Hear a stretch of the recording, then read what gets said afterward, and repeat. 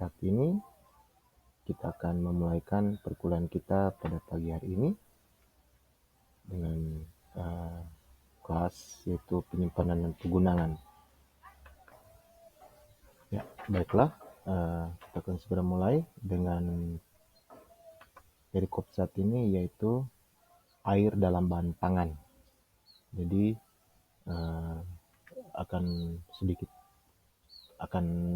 lebih mengulas mengenai air, mana sifat-sifatnya. Ada juga tipe-tipe air di dalamnya, di mana ini dapat berpengaruh di dalam bahan pangan yang ada di proses pengolahan nanti. Ya.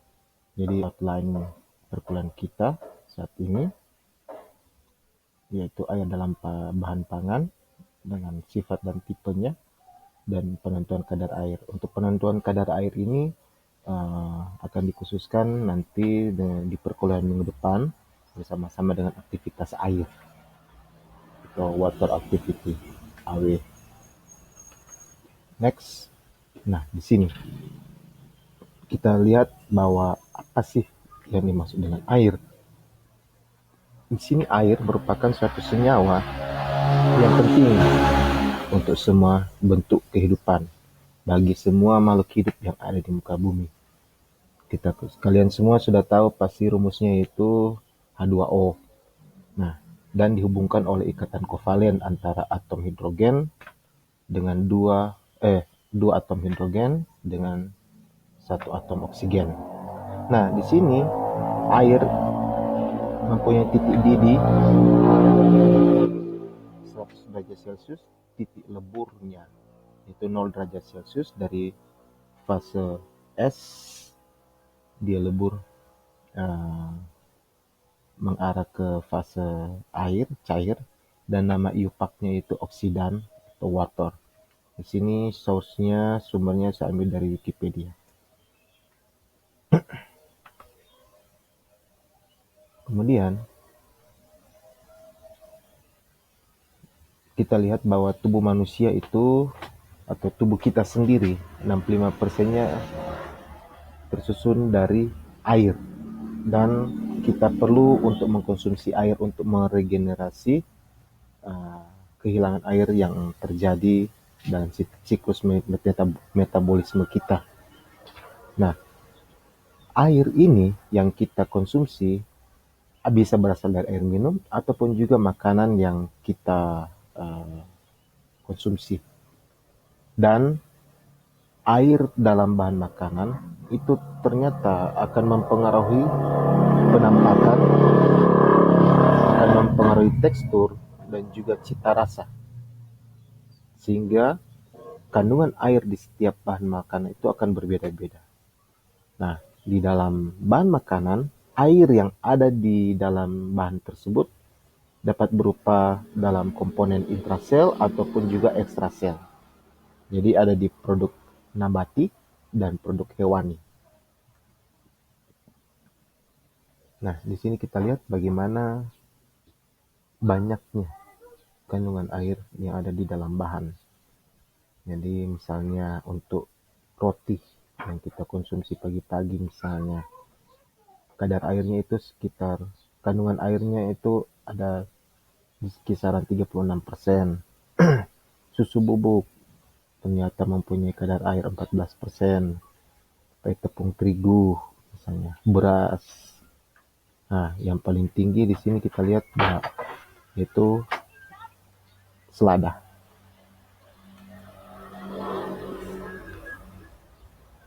Air dalam bahan pangan, terutama untuk sifat air, di mana di sini ada batasan antara air dan es. Jadi tadi sudah disinggung mengenai pengertian air, yaitu molekul terdiri dari satu atom oksigen dan dua atom hidrogen dan terikat melalui ikatan kovalen. Sedangkan es adalah molekul air yang tersusun sedemikian rupa membentuk suatu bentuk heksagonal, sehingga satu atom H itu terletak di antara satu sisi atom oksigen satu atom H itu terletak di antara satu sisi atom oksigen. Di sini kalian akan melihat perbedaan struktur molekul air dan es. Jadi di sini atom H itu tersusun sedemikian rupa di antara atom oksigen. Atom H ini kecil tersusun sedemikian rupa di antara atom oksigen membentuk heksagonal. Sedangkan untuk air dia membentuk tetragonal. Nah, di sini pada suhu 0 derajat Celcius dan tekanan 1 atmosfer, air itu berada dalam bentuk beku, di mana masing-masing air itu akan berasosiasi secara geometris melalui ikatan hidrogen yang ada dengan 4 molekul air lainnya. Itu pada keadaan es. Namun pada keadaan dia mencair, polanya itu sudah berubah menjadi tetragonal. Apalagi untuk dipanaskan hingga menjadi gas uap, itu molekul mulai merenggang dan akan terlepas. Nanti akan kita bahas kemudian. Nah, di sini kita lihat ikatan hidrogen between antara molekul air. Ikatan hidrogen antara molekul air, sehingga pada struktur es akan terbentuk heksagonal, dan pada saat dia mencair bentuknya berubah, apalagi dalam bentuk uap air. Dia mencair ini dan dia menjadi air.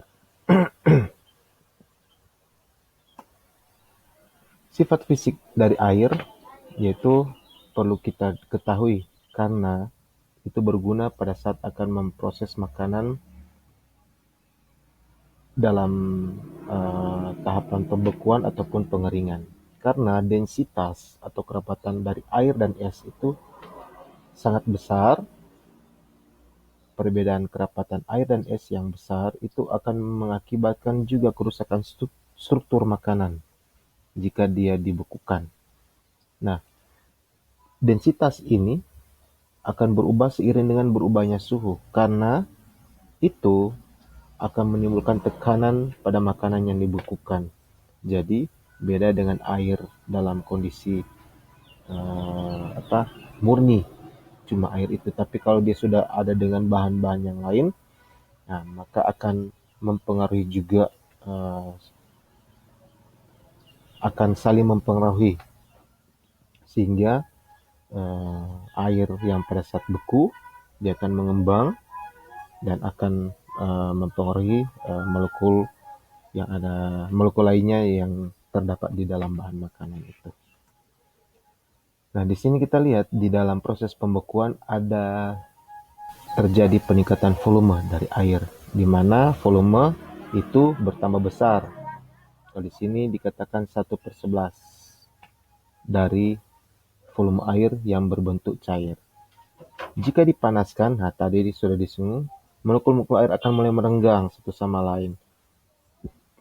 Tambah dipanaskan, ikatan hidrogen itu akan putus, sehingga tekanan uap air itu akan menjadi sama atau bahkan bisa lebih besar daripada tekanan atmosfer. Nah, kondisi ini kita sebut dengan mendidih. Jadi pada saat kita memasak air, ada air yang pada saat dia kondisi mendidih, ada air yang sementara dipanaskan, ada air yang misalnya di permukaan kita lihat sudah timbul gelembung-gelembung, dan pada saat kita membuka penutup akan keluar uap dalam bentuk gas, uap air. Nah, kondisi ini terjadi pada suhu 100 derajat Celcius dengan tekanan 1 atmosfer. Sifat air lainnya yaitu mengenai panas jenis, di mana untuk es mempunyai panas jenis 0,5 kalori per gram derajat Celcius, Sedangkan panas jenis air yaitu 1 kalori per gram derajat Celcius. Nah, panas jenis ini merupakan jumlah panas yang dibutuhkan untuk menaikkan suhu 1 derajat. Jadi dibutuhkan pada saat proses pemanasan misalnya, pada proses pencairan untuk 1 gram air. Jadi akan menaikkan suhu 1 derajat Celcius untuk 1 gram air. Dia membutuhkan 1 kalori. Sedangkan panas laten merupakan panas yang dibutuhkan untuk mengubah 1 gram air untuk menjadi uap pada suhu titik didih yaitu 100 derajat. Jadi panas laten untuk air adalah 539 kalori per gram. Nah, di sini kita lihat beberapa sifat fisik dari air. Jadi sifat fisiknya misalnya tekanan uap, kerapatan atau densitasnya air, panas jenis tadi sudah disampaikan, panas penguapan atau panas laten, dan seterusnya ada di kekentalan atau viscosity dari air dalam suhu yang berbeda dari 0, rentangnya 0 hingga 100. Nah, kalian bisa lihat di sini dengan sumbernya, itu ada di dalam buku Sakija tahun 89. Nah, sifat yang lain yaitu sifat kimia dari air. Nah, ikatan kovalen tadi sudah sempat disinggung sebelumnya. Jadi, ikatan kovalen dia mengikat 2 atom hidrogen dengan 1 atom oksigen, di mana masing-masing ikatan atom H terhadap oksigen tersebut energinya yaitu 110 kilokalori per mol. Nah, ini kalian sudah pernah pelajari pada saat kuliah kimia pangan sebelumnya. Nah, ikatan kovalen ini sebagai dasar dari sifat air karena dia akan menunjukkan, akan mengarahkan kemampuan air itu sebagai pelarut. Selanjutnya, selain ikatan kovalen, ada juga ikatan hidrogen. Jadi ikatan hidrogen itu adalah daya tarik-menarik dalam sebuah molekul air, di mana daya tarik-menarik itu akan menyebabkan penggabungan molekul-molekul air melalui ikatan hidrogen, dan ini kita akan tergambarkan pada saat air itu mengalir. Jadi akan terlihat bagaimana pola aliran dari air. Misalnya. Jadi sempat juga disinggung di mekanika fluida fisika yang lalu. Jadi aliran air tergantung dari, misalnya zat juga tergantung dari kekentalannya. Semakin kental maka alirannya itu akan semakin lambat. Dan air karena ikatan hidrogennya lebih lemah, maka di sini kita akan melihat bahwa ikatan hidrogen ini akan membentuk suatu pola sehingga aliran air itu terlihat misalnya smooth, lebih tenang, misalnya statis, namun ada juga dalam kondisi turbulens. Nah, seterusnya itu di mekanika fluida. Kemudian mengenai tipe air. Nah, di sini yang sangat-sangat penting bagi kalian untuk mengetahui bahwa di dalam air ada didasarkan derajat keterikatannya dalam bahan makanan itu dibagi atas 4 tipe. Di mana untuk tipe 1 adalah molekul air yang terikat melalui ikatan hidrogen dengan energi yang besar. Jadi yang terikat pada bahan melalui satu ikatan hidrogen dengan molekul lain dengan energi yang besar, sehingga energi yang akan memisahkan molekul tersebut dengan molekul yang lain itu perlu lebih besar juga. Misalnya akan dalam pembekuan perlu daya yang lebih besar dari listrik untuk dapat mengeluarkan air tersebut. Dalam pengeringan perlu panas yang lebih untuk mengeluarkan molekul air tersebut, sehingga di sini molekul air itu sudah mengikat, membentuk hidrat, dan pada dasarnya itu sukar untuk dihilangkan. Bentuknya itu misalnya dalam karbohidrat, protein, garam, dan lain sebagainya. Derajat pengikatan air ini untuk tipe 1 itu dia tidak dapat membeku dalam proses pembekuan, juga sukar untuk diuapkan, sehingga dia sukar juga untuk dihilangkan dari bahan. Air yang terikat itu tipe 1. Tipe 2, air yang terikat secara kimia dengan ikatan hidrogen dengan molekul air lainnya. Jadi antara molekul air dengan molekul air. Tapi dia ada di dalam mikrokapiler pada bahan, pada sel bahan. Dia terikat secara mikrokapiler. Hal ini juga untuk tipe 2 ini agak sukar dihilangkan. Namun, jika kita keluarkan, jadi dapat dikeluarkan, ini akan mengakibatkan juga berkaitan dengan AW. Jadi, dalam pengeringan contohnya, jadi pada saat dia sudah masuk di kadar air kritis, dia akan lebih masuk untuk mengeluarkan air yang terikat. Nah, ini kadar airnya itu akan lebih mendekati ke arah 0. Kalau di pengeringan lebih dikenal dengan peristiwa pengeringan tahap 2, laju pengeringan tahap 2. Jadi dia akan lebih mengarah ke titik 0. Sehingga RH, kesetimbangan relatif humidity itu akan dapat tercapai. Dan juga kestabilan kesetimbangan kadar air itu akan dapat dicapai. RH dari ruang pengering. Lanjut, untuk tipe 3 adalah molekul air yang terikat secara fisik di dalam jaringan matriks. Misalnya ada di membran, di permukaan sel, di dalam serat, dan lebih mudah untuk dilepaskan, lebih mudah untuk dikeluarkan dari bahan.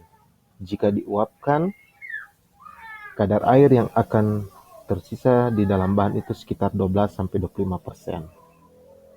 Jadi ini disebut air bebas di dalam pengertian secara kimiawi.